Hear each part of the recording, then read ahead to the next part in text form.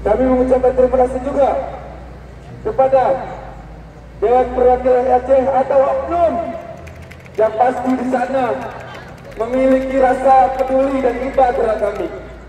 Tolong Bapak-Bapak Ibu sekalian yang ada di dalam, kami tidak anarkis.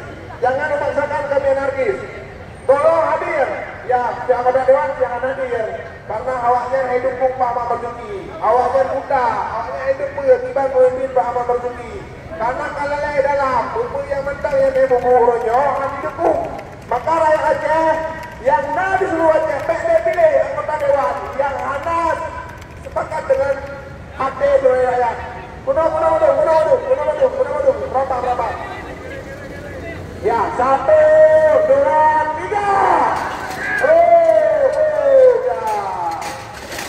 Kami hanya ingin meminta Bapak Ahmad Marzuki untuk melanjutkan, karena kami tahu Bapak Ahmad Marzuki itu netral sebagai PJ Gubernur Aceh. Sebagai kawan-kawan.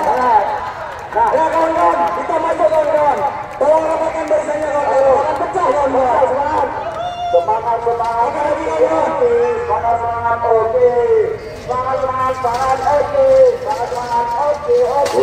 Oke.